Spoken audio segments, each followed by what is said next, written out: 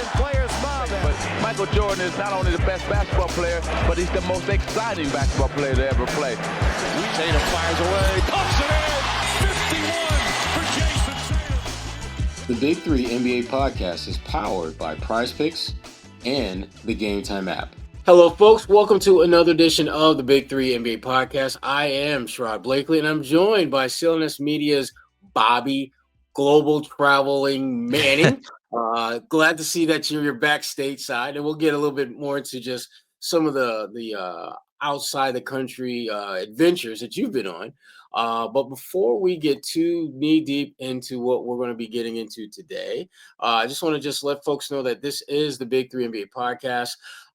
And just to make sure that, you know, when you're not listening to the Big Three NBA podcast, you are showing some love to our good friends at PrizePicks, which is America's #1 daily fantasy sports app. Download the app today and get a $50 bonus after you play your first $5 lineup. And as a friendly reminder, again, this is the Big Three NBA podcast, which is part of the CLNS Media Network, which is where you'll find this and lots of other great Celtics content, including content by our guest today, Bobby Manning. Bobby, we're going to talk about your global travels a little bit later on in the show, but the big news today, which is sort of kind of but not really big news, we've known about this for a while, but just the Celtics ownership transfer is now official. Bill Chisholm is the new lead owner of the Boston Celtics for leading a group that bought the Celtics from Wyc Grousbeck and Company for a then record $6.1 billion.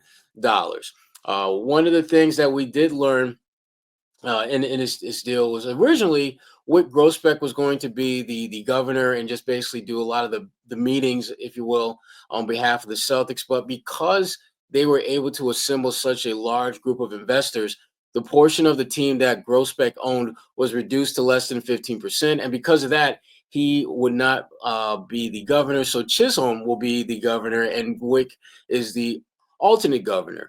But the big thing for Celtics fans that I know that they certainly are, I wouldn't say concerned about, but certainly thinking about, what does this ownership change mean for the franchise going forward? And just from what you sense, Bobby, what do you anticipate this new change in leadership meaning to the Celtics organization and their goals? It's hard for me to tell because I don't think we're going to know until we see action. And that's always how I am with an ownership group. It's how I operated with Wyc early on in our coverage of the Celtics, you know, since we've been doing it together. There was like, are they going to spend? And we're going to see. I don't think anyone knocks them for reducing the payroll this season. And it looks like that's a process that they're going to continue doing here as this year begins, just $9 million over the tax. But when the time comes, and I'd imagine that'll be the following year after this one, there'll be expectations to win again. And they're going to have to commit, I'd say, a significant amount of money to be able to revamp this team coming out of this season. So a draft pick will help. Maybe they'll catch some breaks along the way, but it's always going to be spending that leads to the chance to win a championship. And I think that's all fans are generally going to care about. It's nice he's a Celtics fan. Nice that he seems to be a good personality and cares a lot about the team. So I think he's a great face for this group. But, you know, when you look into the release, Sherrod, there's a lot of players involved in this deal, from telecommunications and finance and all these different realms. And then you have the private equity firm, Sixth Street, which this release said it had a significant hand in this deal. So how much say is Chisholm ultimately going to have alongside a number of different players in this deal when it comes to spending, when it comes to decisions about this team?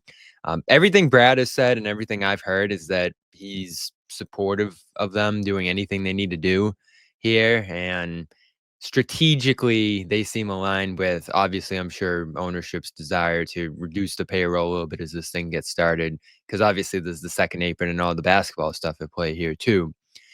So the early impression of this group is downscaling, and there's a lot of reasons I think people are fine with that right now. But when the time comes, and that time's going to come quickly here, you know, right when Tatum gets back, fans are going to expect this group to be spending like the last one did. And there were obviously circumstances, as we know, Sherrod, Wyc's father, and the money infusion he had put in there, and Peg Luka being such an obviously diehard proponent of trying to win year in and year out that made that group a little more prone to spend maybe than the average one that had the kind of money they did. But we know this group, given that they're purchasing this for $6 billion and it could become $7 billion, does have deep pockets ultimately. It's just about what do they want out of this. And Chisholm, as the face of the group, looks like he wants to win and wants to put a bunch of money in and win titles and prioritize that above all else. But what does Sixth Street want out of this? What do all these other, buyers into this franchise want out of this? Is it a stadium? Is it profit? Is it, there's a number of different things you could want in buying into a team these days. And sometimes winning isn't the most profitable. I mean, we know this team, Sherrod, has taken losses through all these years as they've tried to win. And you can do that if that's your priority. But it might not be the most business savvy way to go about things if that's your priority.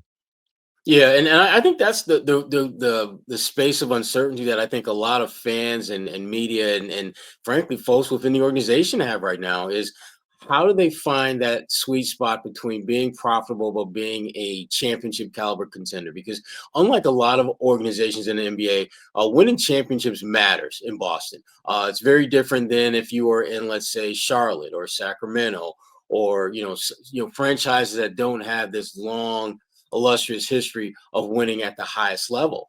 One of our good friends over the Boston Globe, Adam Himmelsbach, he did an interview recently where he spoke with Wick and Bill. And I'm just going to read this one quote from Chisholm that I think, and we'll talk a bit more about it in a second. But he says, quote, "We're not playing for second. We're playing for championships and banners. We're playing for them in the near term, although we obviously had to do some things to get below the second apron, but we're also playing for them basically in the short and long term."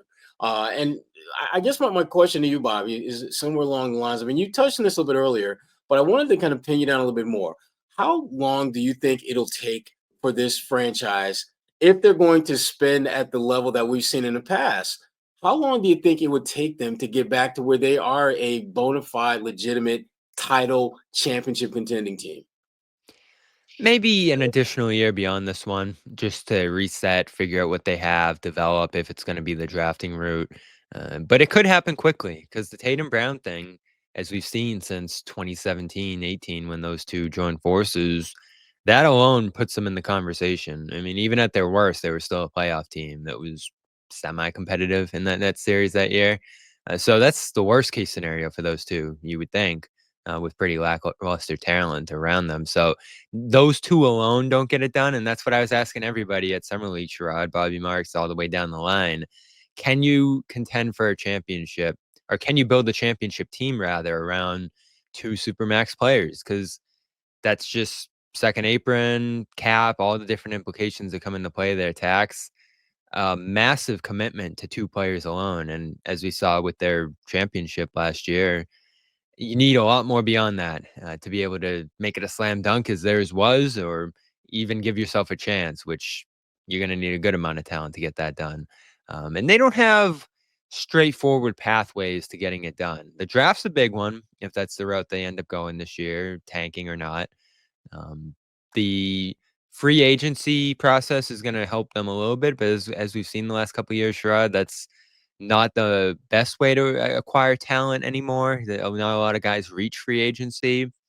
So they're in a difficult position, especially as center. If no one emerges there this season, they're starting from square one there with that following year if things don't work out at center this season. And they got some other good pieces, obviously. I'm super confident in what Pritchard's going to do this year. I'm glad they've been able to hold on to Hauser, who I thought had a good season despite the injuries and all the other things he went through. So they're in a good position once Tatum comes back to contend. Getting to a great one, which is obviously where they were prior to the Tatum injury and all these losses, that's going to be difficult and probably will take some luck and risk taking and aggressiveness to get there. And that's obviously on ownership first and foremost, but that's on Brad, who I'm not going to say has had easy decisions to make over the years, because giving up on Smart, that was tough, right? That was a difficult call, and going with Porzingis, who hadn't been a proven commodity at that point, and there were some definitely risky decisions in there, but the Holiday thing kind of fell in their lap, and that was almost a no-brainer. So there was stuff like that along the way that just happened for them, and they were super fortunate to have it happen. But there was also some foresight on things like holding on to Brown, not acquiring Durant during that whole saga. So it's a mix of luck and foresight, and I think they've shown enough of both of those to think that they could be contending sooner rather than later. And the biggest thing, Sherrod, is that they play in the East, which Yeah. even this year you look at it and you're like, who's going to come out of this thing? And it's not difficult to imagine a number of teams doing so because there's no slam dunk favorite here. Yeah, you're right. And one of the things when you talk about a little bit of luck, part of that has to do with simply having guys on your roster that, their monetary value is significantly less than their potential impact on the floor. Getting guys who are basically outperform the contracts that they have. And you alluded to the center position, which I think is a just absolutely critical one for them to develop something there. Because when you look at the losses there, you're talking about you're likely to lose Al Horford. You've already lost Cornette. And then you traded away Porzingis, and there's a clear and undeniable void there. But you had a chance to spend some time this summer with the guy who potentially could be the answer to their big man problems, in Queta. Take us through a little bit of just what your time with him back in Portugal, and just bring us up to speed on where he's at right now. Yeah, he's, as we record this, less than a week away from starting Eurobasket with Portugal, who I think is in it for only the third time. Obviously, it's not a basketball country. Soccer's king there. There had never been an NBA player from Portugal before Neemias Queta, who was drafted out of Utah State. Great story. I won't dive into the whole biography here, but Utah State basically brought him over weeks before their season started because they didn't have a center. And one of their assistant coaches was aware of this guy in Portugal who was catching some attention at the time, but not enough to have a number of college offers. So he goes over, obviously a massive acclimation process for him, but pretty successful the first year. Second year, they're great. Third year, they're this, NCAA tournament darling. And he ended up becoming a second round pick. So obviously the first player drafted out of Portugal, the first player to appear in a game from the country, and then ends up with the Celtics and becomes the first champion from Portugal. So that night in the locker room that they won, I had a pretty good rapport with him that first year he arrived, went to a lot of the events he was doing and just got to know him a little bit. And, that night they won the championship. I asked him, I was like, are you going to bring the trophy back to Portugal? And he was like, I hope so. So even last summer, I was like, all right, it'd be cool to go back there, see where he grew up. I was aware of his story and pretty humble beginnings he had, just south of Lisbon in, this real working class community, of, again, soccer fans and people who just kick the ball around and, go play soccer for recess and all that. But there was a hoop outside of his apartment that he would just shoot a soccer ball on. So that was his start. He followed his sister to a basketball practice at this gym, Power Reigns, which is really famous there, a youth club. And they saw he was tall and asked him if he wanted to play. I think he was around early teenage years at that time. And he got started and played 5, 6, 7 years with that team. Benfica came calling after a couple dominant performances he had against them, going into his 17, 18-year-old year. And he really didn't need to even play that much with Benfica before he started getting some college attention at that time. So I was able to go there. I went to his camp. He did his second camp there, which was very professionally run, really impressive. I'm sure you remember Tony Douglas, Sherrod. His son was taking part in it, and he's actually moved to Portugal at this point because he's loved it so much there. Became a good friend of Queta's as well. So he was there. A number of international coaches, former coaches who taught Queta were there running this camp. It was a really impressive, well set up camp, super competitive, the scrimmages and all that. And he was super involved. And at that time he was leaving midday, and that's when I found out he had surgery right after the season ended. And so that was one of the things we talked about. I asked, obviously, because he wasn't super involved in their rotation down the stretch, whether that had an impact, and he said it wasn't. And it wasn't easy to sit out the late stages of last year after he was playing early on, but he understood Porzingis, Cornette, Horford, those guys have more experience than him, and that was the right way to go in the playoffs, despite a lot of people wanting to see him in those minutes. But now, obviously, the big thing is he could be starting for this team unbelievably. And I was like, what do you make of that? Because one thing that stood out to me more than anything else was Amari Williams, who they drafted when we first got introduced to him, was like, I'm here to learn from the vets like Queta. And I was like, the vets like Queta? And that was a similar reaction he had. And he said to me, I didn't even know if I was going to stick around in this league a couple years ago. So to be called a vet is pretty cool. And in terms of starting, it's not what we were expecting, he said, but we're going to give it a best shot there. And I was able to see a lot of his workouts after the days at his camp, and it was pretty impressive. The shape he's in, the methodical nature of which he went through these workouts, going back to the free throw line over and over again, trying to get things perfect before he'd finish up all of them. And, these were long days, and he was going hard for 45 minutes up to an hour after these camp days. And he did it pretty much every day, trying to get back in shape. And, I've been watching some of the scrimmages they've gotten started with the Eurobasket preparation here, and it's been impressive stuff. Close to a double-double for him in these games. He's trying out some new things. You might see a three-pointer from him this year, he told me. And, he hit a turnaround jumper in one of the last games, along with beating Spain for the first time in Portugal's history, which was unbelievable to me that was just the first time. That was big.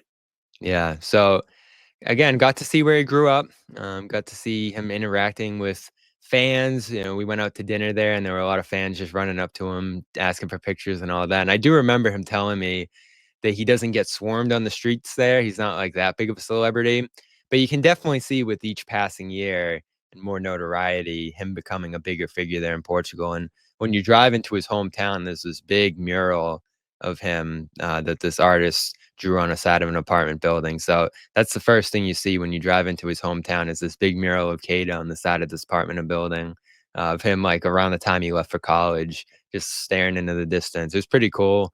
One of the main assistants was out there too, Taj Ridley, who's Jaylen Brown's cousin. So he was out there training with him, and Queta was showing him around too. And just this real hospitable guy, really wanted to show off the food of the country, sent me a lot of restaurant recommendations, brought pastéis de nata, which is this incredible dessert out there that was mind-blowing, kind of like this custard tart thing with cinnamon in it. One of the best desserts I've ever had. And the whole time out there was just super welcoming. His business partners, his friends, his former teammates were all around and super excited to talk about him. And this is the guy, right? The whole country's leaning on him. The whole national team's leaning on him because he's the only guy who's made it out of there. And he's created this pathway, obviously, for a lot of the kids I talked to at this camp to think that they could make it too. So it's pretty cool that a guy like that's playing for the Celtics and is going to have a significant role for the Celtics this year. I'm just listening to you talk about him, and just the fan in me loves what you're talking about. The journalist in me is thinking, like, how is Bobby going to figure out what to put in this piece and what to leave out? Because it was overwhelming. Yeah. And that's good, right? Because you'd rather have too much to work with than too little. Exactly. We call those good problems, folks. Absolutely. Absolutely. We're gonna actually talk about another big, now former Celtics big, in Kristaps Porzingis, and we're gonna do that in a minute. But before we get into that, just a reminder that you are listening to the Big 3 NBA podcast. I'm Sherrod Blakely with Bobby Manning, and we are both part of the CLNS Media Network, which is where you will find the Big 3 podcast and all of Bobby's content, all related to the Celtics. Also, we want to give you a quick shout out to our good friends at PrizePicks, which is the best place to turn your sports knowledge into cash with millions of members. PrizePicks has made daily fantasy sport accessible to all. You just pick more or less on at least 2 players for a shot to win up to 2,000 times your cash. Run your game all season long on PrizePicks. It's the best place to win cash while watching sports. Join millions in users and sign up today. You can mix and match player projections from different sports, whether it's women's basketball, soccer, esports, you name it. PrizePicks has you covered. They invented the Flex Pay, which means that you can still cash out even if your lineup isn't perfect. Double your money even if one of your picks doesn't hit. And with over 10 million members and billions of dollars in awarded winnings, PrizePicks has made daily fantasy sports, again, accessible to all. How do you get in? It's very, very simple. You simply download the app today. Use the code CLNS to get $50 instantly after you play your first $5 lineup. And again, download the app today. Use the code CLNS to get $50 instantly after you play your first $5 lineup. PrizePicks, run your game. And someone who didn't quite run their game as much as Celtics fans would have liked to last season is our good friend Kristaps Porzingis. Just to bring people a little bit up to speed on what's the latest with him. Well, first, just a real quick rehash. He just physically wasn't able to help the Celtics much, if at all, in the playoffs last year, dealing with an illness that we never really quite got a full understanding to the extent of what it was, or frankly, what exactly was it. This summer, the Celtics traded him, and now he's back home playing for Team Latvia ahead of Eurobasket competition. I had a recent game where he dropped 20 over Slovenia. And actually, I think he's in the same group play as our good friend Queta, who we were just talking about a few minutes ago. Yeah, pretty loaded group. Yeah, it really is. And I guess, Bobby, from there's the fan perspective, there's the journalist perspective. How do you make sense of what's happening with Porzingis? Because there's the fan that's thinking like, damn, he's back to playing for Latvia. Why can we get that when he was here? And then those of us who are, have kind of done this for a while, journalists are thinking, well, not all injuries or illnesses, pass evenly. What do you make of him being back to playing and playing at a pretty high level so soon after not being able to play for the Celtics? I'm happy for him, right? I was concerned, as everyone was, about what was going to happen there. But I don't understand it, and it's always, I think, going to be difficult for fans. And we said this at the time, right? Is this going to be how Porzingis goes out in a Celtics uniform? Is this going to be the last memory everyone has of him here, despite all the successes and great times he had? And that turned out to be the case after they traded him. And we'll see how he progresses here through this tournament. And he looked solid. He looked like he could move, and that was the most startling part of the Knicks series, is that it looked like he just couldn't move out there. And if that just continued after the illness, right? He came back in February, March range, had a great game immediately, and finished the season pretty strong, looking like himself. Struggled against the Magic, but didn't look sick or like he couldn't function out there. That just hit him early in the Knicks series out of nowhere, really. And he described it as that crash and that he could barely get out of bed, and just how difficult it was for him at that time. That's the most bizarre thing to me, is that it went away for some time, came back, and just killed him. And then he's back to being himself, it looks like, again now. So I don't understand what he was dealing with, and why it would come and go like that. Obviously we've all heard of long COVID and post viral and all the different things that we've speculated could be at play there. So it was pretty shocking to watch. It was really, for me, in my career, one of the craziest things I watched ever in my time watching the league, is this guy who was so great all season, pretty healthy after the surgery, just come crashing down to earth and not even be able to move. I remember one of the post moves in the series. He was right there, free to score after turning in the corner, and just froze.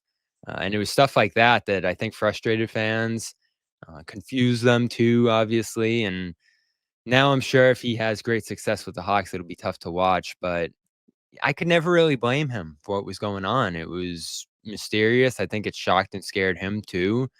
And it came at the wrong time for the team. The one thing I'll say is they probably shouldn't have played him in that series as much as they did, especially in the game 4, where they had a double-digit lead again, on the verge of taking a 3-2 lead in that series, or tying the series 2-2 at that time, and completely collapsed and fell behind 3-1, and Tatum gets hurt, and that's the whole ball game there. But I'm excited to see him back looking like himself. I'll obviously be rooting for a lot of these guys who end up in different places this year, because I think fans should too, and be appreciative of what those guys brought. I know not every fan thinks about it that way, but Porzingis was great for Boston. By and large, won a championship. That was what he said that last night at MSG, is we accomplished the goal, and we obviously wanted more.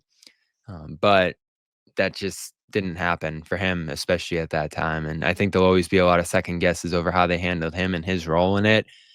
But I just can't blame him for it. And I'm just glad to see him out there again. And as you mentioned, he and Queta will be playing each other on the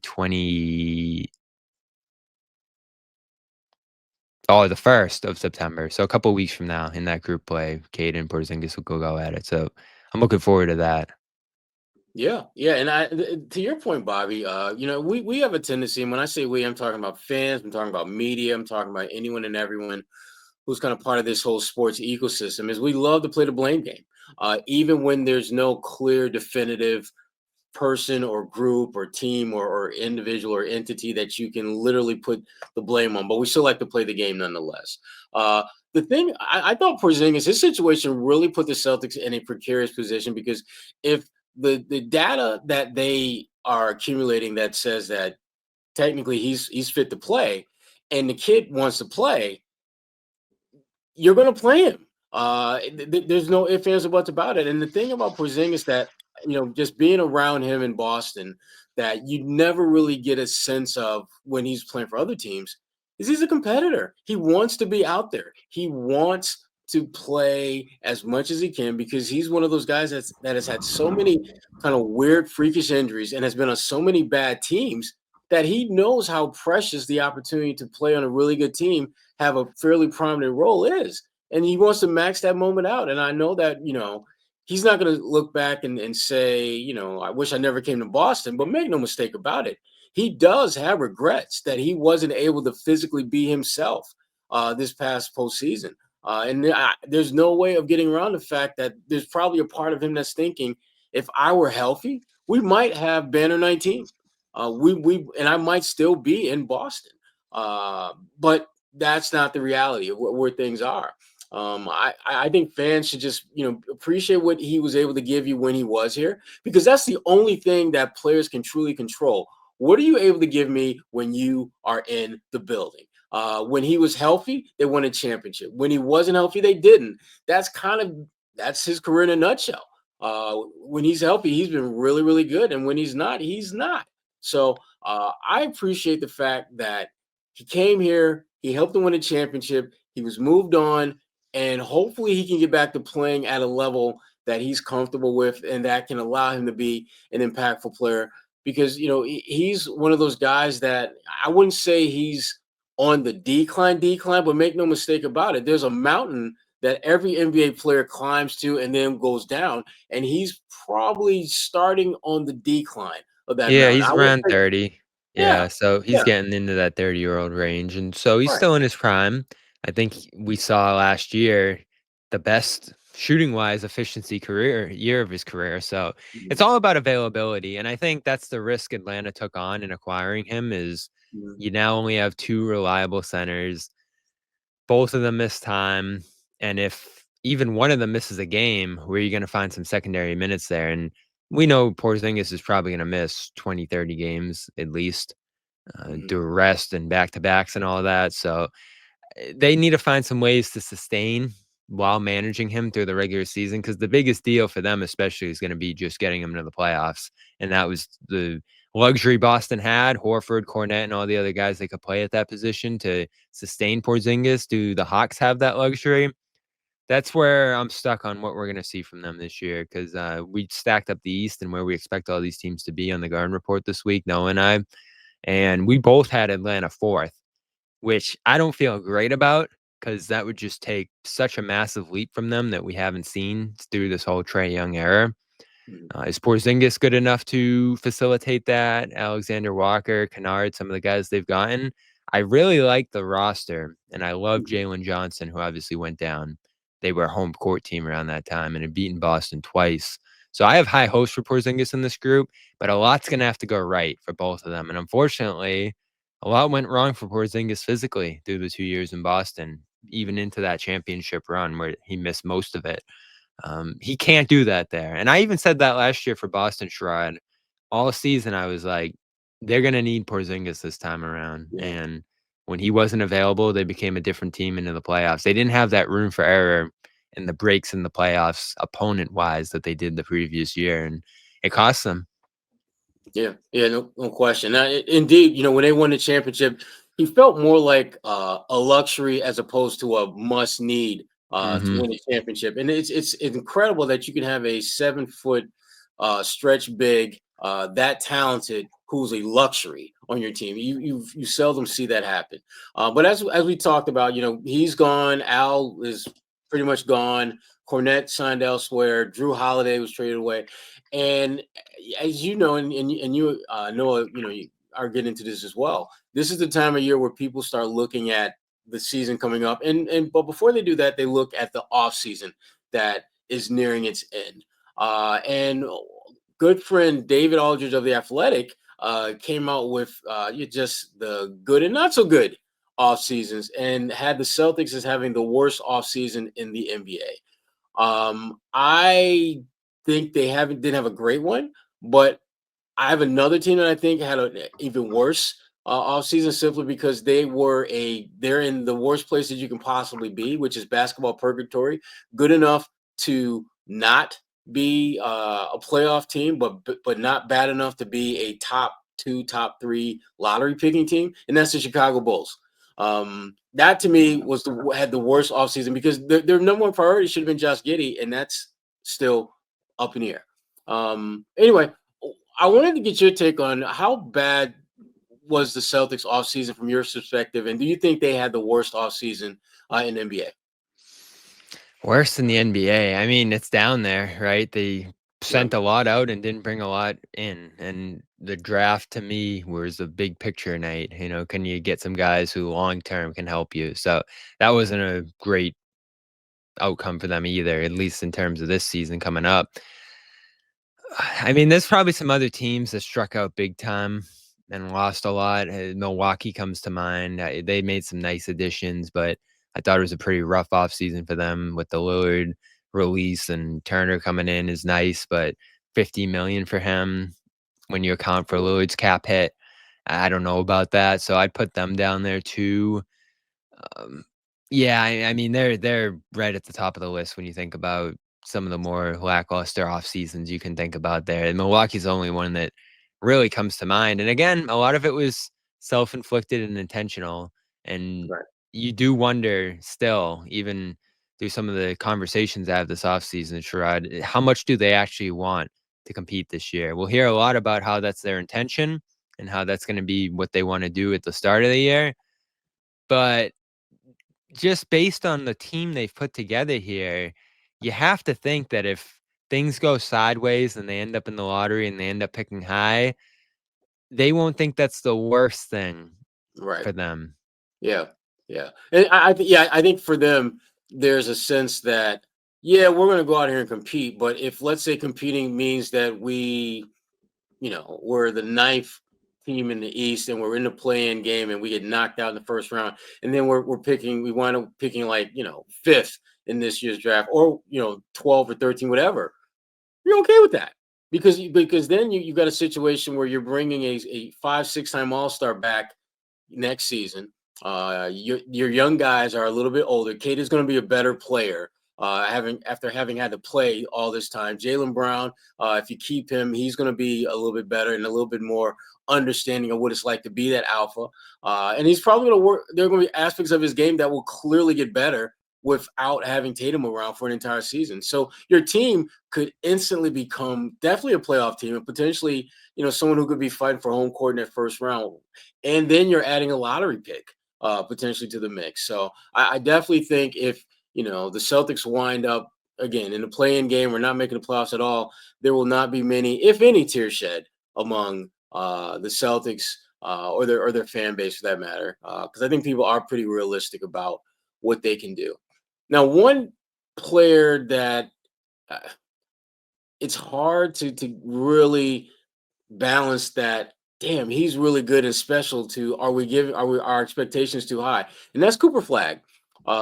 He as a number 1 overall pick, expectations obviously are high, but when you hear players who've been through the league talk about him, there's a certain reverence that they have about this kid that they believe he's going to be very, very special. And one former player who spoke out is ex-Celtic Blake Griffin, who was on a podcast and he was talking about Cooper, and he believes that Cooper is one of the most complete NBA prospects that has come into the league in years. How do you assess Cooper's all-around game relative to guys who come into not what he's done because he hasn't done anything yet, but the body of work that he has put together coming into the NBA in terms of complete all-around game? How do you see him among, some of the players that have stood out in recent years? I see him right below Wembanyama in terms of can't Wow. miss number one prospects. And I do think there's a big gap between the two because to me, Wembanyama arrives ready made to make the Hall of Fame.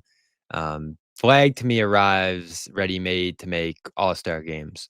And we'll see how it plays out with Dallas. I think that's a great landing spot for him, similar to the one Tatum ended up in early in his Boston career, where they have already all-star caliber players in place to help allow him to take a smaller role to begin his career. But there's also a unique circumstance here where Kyrie's out to begin the year. And so they're going to need more from Flag. I think he steps into a starting role, again, similar to what Tatum did because of the Hayward injury at that time. And given their lack of depth at point guard, I think Jason Kidd's probably going to challenge him to be a playmaker almost on day one. And that's probably going to lead some ups and downs initially. But I also think it's going to put him in the best position to become the best possible player he can become. And I'm excited to watch. Almost certain that he's going to pan out and meet expectations just based on what we've seen from him through Duke and the Summer League to this point, and him just checking every box along the way. He seems like he's all about becoming a great player. The passing instincts he have to me reflect some of the best prospects we've seen, and that's why it's all the more exciting to me that he's going to be leading this offense in my mind. So there's a great team around him. I think he has a good coach, and physically he's ready to go. And that's what stood out to me most watching him in person in Vegas is the way he dunked through traffic, the length he has out there. Defensively, we'll see. And shooting the ball, I think it's going to become the biggest question in terms of how good he'll become. Because I think the shot comes and goes a little bit for him, and he definitely needs to shoot well in those Vegas games. But strength, mentality, and size, he has it all. And he's going to be a guy I want to watch most nights this season. He's super exciting to watch. And when that team comes together, Sherrod, I know the fallout from the Luka trade continues here, and there's a lot of pessimism around that group. But I really like the roster they've put together here, even to make it through the days where they won't have Kyrie this year. And who knows if Kyrie's going to come back before the games become important there. But I think they have a lot. I think defensively, they could be one of the best teams in the league. And I think there's just enough offense there. They added D'Angelo Russell. They added they've kept PJ Washington. They've padded the roster with just enough depth, I think, to make me think that they can hang in there in the standings until they're fully loaded. And if they get healthy for the playoffs, that's a team to me that could contend in the West. I think there's a lot there. But I'm an Anthony Davis guy, so I've always had great belief in him, and I was excited about him landing there, and then he got hurt in the first game. So I get the concerns with this group too, physically, especially when they're beginning the year already injured. Yeah, and they are a team that I think you don't want to see in the playoffs because I think they're going to be one of those teams that their seeding will be significantly lower than their ability to beat you. Would not be surprised if they get in maybe a 6 seed playing a number 3, and really on paper at that point, if they're fully healthy, they're probably more like a 4 or a 3 seed if they were able to play throughout the season. The thing I like about Cooper is, and this is what I think Blake Griffin was kind of getting at, is he's unlike a lot of guys when they come into the league. The one thing you don't have to worry too much about with him is just whether his body is physically ready for the pounding that he's about to take. He already has an NBA ready body, which is unusual for a non-big to do. Typically, when you're looking at guys who are in the backcourt and wings, usually there's a certain physical maturation that they have to go through before you start thinking of them as, well, they could be really special. He's going to go through that to some extent, but he's already in a better place physically than most guys when they come into the league. And I think that's really going to help him on those nights when the 1 or 2 parts of his game that people want to see him do well at, like scoring and rebounding, will help him as a defender. It will help him as a rebounder. It'll help him in other parts of his game that I think for a lot of young guys coming into the league, they struggle with because they're physically not mature enough to handle it. Whereas I think right now, I think he can handle it, and he's only going to, again, continue to mature physically and be able to do more things and find ways to contribute on those nights when maybe the shot isn't falling and his playmaking isn't at its top game. Yeah, for sure. And I don't want to get ahead of myself with predicting him having a massive season and then being super successful because of how young he is and how early in his career this is. But I'm optimistic that he's going to meet expectations, and they're pretty high. But I think through Duke, through Summer League, we've seen him match that hype. We've seen a lot of the great young prospects over the last handful of years, or many of them at least, be able to meet the moment almost immediately to begin their careers. And again, like we're talking Zion, we're talking some of these guys that have come out the last handful of years here. I'm putting him number 2 right behind Wembanyama in terms of how high I am on them. So I'm excited for it. I was never caught up in all the hype of the main stuff and everyone's circling the calendar of him coming back to Boston and all that. And I know a lot of fans are dreaming of him ending up in a Boston uniform one day. I think that stuff's so far down the line that I can't get caught up in all that right now. But once I started watching him, and that was just toward the tail end of his Duke days last year, I did get excited about his game because it does jump off the screen. And if you watch him in person, it's super impressive how strong, aggressive, and smart he is out there already at his age. So that's going to be one of the guys. And they, again, are in Boston March 6th, I think. So that's going to be a game you want to go to this season if you're a Celtics fan. Who knows where Boston's at that point? But you'll probably see Kyrie. Flagg will be there with a lot of fans in the crowd. And to me, that Dallas team is going to contend this season. So if you're trying to find tickets, I think that's one you want to start to lock in on, even though it's later in the season. Yeah, you might want to start sooner rather than later on that because that ticket will not be. That's going to be one of the hottest tickets in this season, without question, for the Cooper Flag effect, without question. One guy that was like Cooper, number 1 overall pick, but is calling it quits is John Wall. He's officially retiring after 11 seasons, 5-time All-Star. Celtics fans remember him vividly for that playoff series between the Celtics and Wizards. We call it the Kelly Olynyk series, where Game 7 Kelly saved the day for the Celtics, had 28 points, I believe, in that game, and cemented himself as someone who will never have to buy a drink in Boston ever again for getting them through that really tough series with the Wizards. John Wall leading that team, spent most of his time in Washington. You look at his career, Bobby, and I mean, the numbers are good, but the winning, not quite there. How would you summarize, John Wall's career in the NBA? He's one of a number of guys. Derrick Rose. I'm hoping John Morant doesn't head down this road too, but it feels like he is with the injuries and all that. They reached a peak level that made you think, all right, they're gonna be one of the greats, and then tailed off slash got hurt and faded so quickly that they never met their potential. And for him, it was that Achilles tear, I believe it was, right? The significant injury he had that pretty much derailed his career at that point.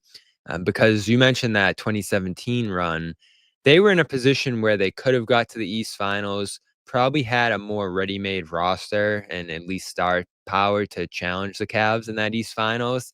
And that was the Wizards' moment over the last 30, 40 years here, that season, and that run that they had with Wall and Beal, as short as it was, that put them on the map.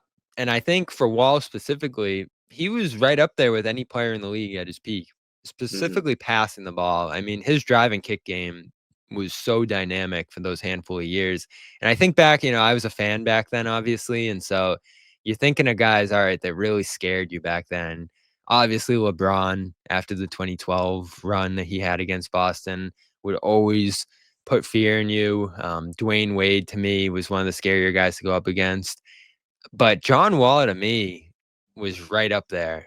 You did not know how you were going to deal with his speed, his burst to the rim, his passing ability. He could just orchestrate it all out there. And I think he's one of those guys, probably beginning now, that younger fans aren't going to remember, appreciate, understand the impact of, just because of how short his peak was and how much he probably got overshadowed by the other stars of his era who went on to win and, thrive long term. So I think it helps him that he's so associated with a team that hasn't had much success over the years. So he truly is one of their greats when you look at it. But I think with time passing here and his injuries cutting his career short, he will become a little forgotten. He's not going to go to the Hall of Fame.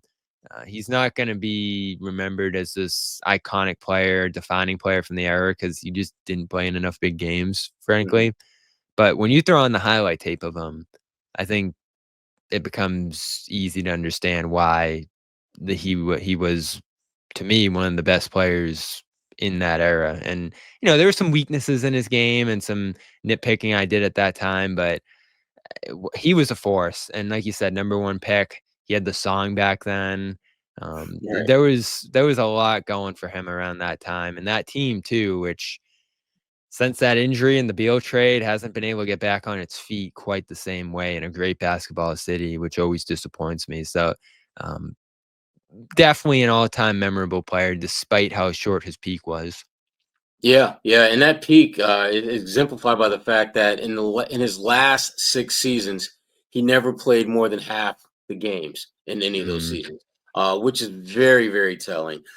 In the last 2 years, he didn't play at all. So and then you look at the fact that being said, he was still a 5-time All-Star. He was still a guy that made All-NBA. He won a slam dunk championship. He was an All-Defensive Player one year. The body of work for his first 5-6 years just absolutely screamed future Hall of Famer. And then it just stopped.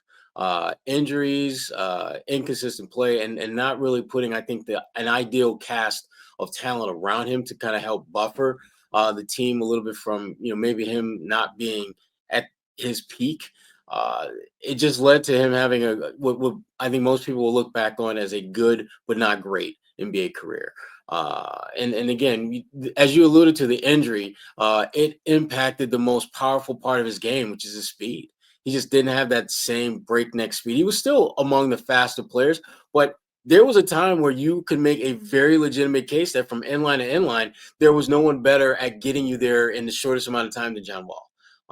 And he had physically speaking, he was a lot stronger than I think people realize. And when you combine that strength with that inline to inline speed that he had, to your point, Bobby, he becomes a mismatch damn near every time he steps out on the floor. And I remember one of my debates back then was him versus Kyrie. I think the time they came into the league and their games and them sharing the same position, that was always a debate for me back then. I think he came in a year before Kyrie. I think he was 2010 and Kyrie was 2011. Yep. Yeah, so to me, he was better than Kyrie early and had more success, led his team to more winning. And it wasn't the greatest team ever there in Washington to start. I thought he was just able to orchestrate the game at a higher level than Kyrie did at that time. But Kyrie stayed healthy. Kyrie's game grew over time. And then he obviously got the team with LeBron and company to win there. So Kyrie's the guy who's probably going to make the Hall of Fame and get remembered all the time. But early on, I think Wall was on a trajectory to be better than him. And for all the reasons you mentioned, just couldn't get there. I mean, this first team Wall was on, Nick Young, Gilbert Arenas, Andre Blatch, Jordan Crawford, JaVale McGee, the Wizards version of him. If you remember, what that was like. This wasn't a star-studded team, obviously getting the number one pick and bringing him in. Right. Absolutely. Well, before we get out of here, for those of you listening to the show, we ask that you subscribe to the podcast, like and leave a review. And for those watching the show on CLNS, go ahead and hit that like button and subscribe to CLNS Media and Celtics All Access YouTube channel, where you can find this show and many others and a lot of other great Celtics content, including content by my good friend Bobby Manning. And one more thing, please make sure to turn on your notifications so that you know the instant a new video like this one drops. For Bobby Manning, I'm Sherrod Blakely, and this is the Big 3 NBA Podcast.